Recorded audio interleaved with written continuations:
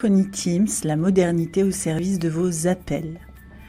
Découvrons l'interface de la téléphonie Teams. Sur votre interface Teams, vous visualisez le menu Appel.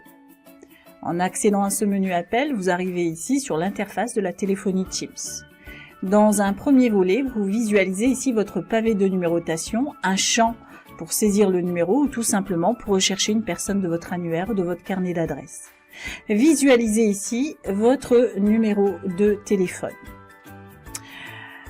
Au milieu, vous visualisez ici le détail, ce qu'on appelle ici le journal d'appel, l'historique. Vous visualiserez l'ensemble des appels reçus, manqués et de la messagerie et vous allez pouvoir éventuellement réaliser des filtres.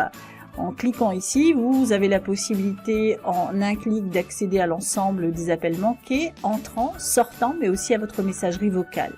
Si vous avez besoin d'un filtre personnalisé, vous cliquez ici sur cette fonctionnalité et vous mettez votre critère de recherche. Dans ce journal d'appel, qu'on appelle aussi historique, en balayant votre pointeur, vous visualisez des fonctionnalités. Donc en cliquant ici sur les trois petits points, vous accédez à un menu et avec la possibilité ici de rappeler ou d'accéder à la conversation ou alors tout simplement le bouton rappeler.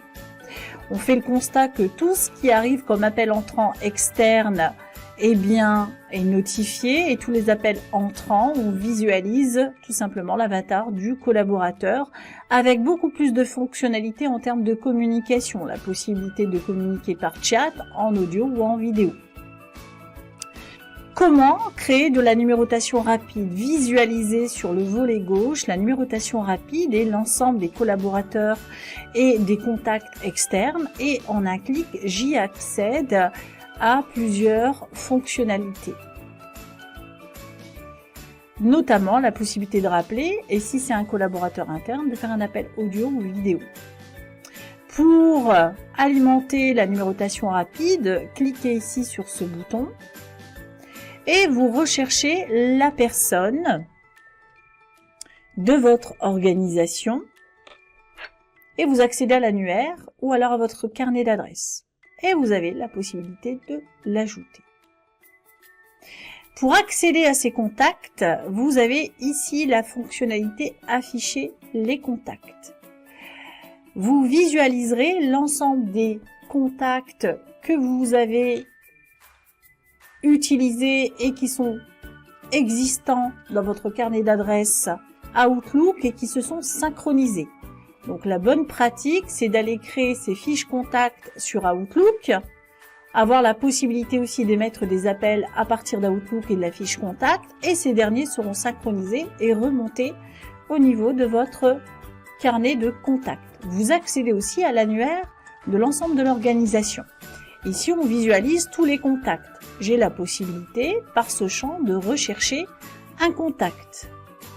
Les contacts, vous allez, en cliquant ici sur les trois petits points, avoir la possibilité de les ajouter aux favoris, de les ajouter à la numérotation rapide, d'ajouter une catégorie, si vous désirez catégoriser sous forme de groupe vos contacts, et d'émettre un appel audio ou tout simplement de supprimer votre contact. Vous avez aussi la possibilité d'accéder à l'ensemble des paramètres d'appel, mais aussi de périphérie.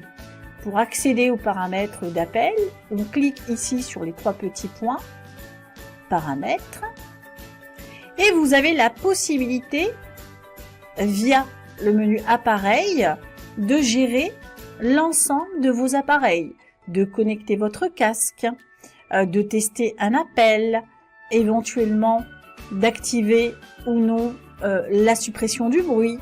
Ce qui est intéressant, c'est si vous désirez faire sonner aussi votre ordinateur, vous avez la possibilité ici d'activer la sonnerie secondaire qui vont être tout simplement le haut-parleur de mon ordinateur. Si mon casque est connecté, ça sonnera dans le casque, mais ça sonnera aussi sur mon ordinateur. Pour gérer l'ensemble des règles d'appel, vous arrivez ici sur le menu Appel. Vous allez pouvoir écrire des règles, transfert, de renvoi, de sonnerie simultanée sous forme de fil, de pouvoir aussi gérer la messagerie vocale, de choisir la langue, éventuellement paramétrer votre message de bureau et gérer votre groupe d'appel et éventuellement, si vous faites du filtrage, de gérer vos délégués.